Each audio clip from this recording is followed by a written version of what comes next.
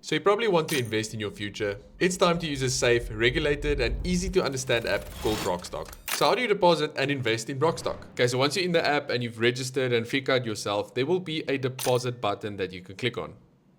Let's click on the deposit button, and then you can add your payment method. So in my instance, I've used bank card, but you can also use Capitec Pay. So once I've selected my bank card and I've filled in the details, I can select the amount that I want to deposit.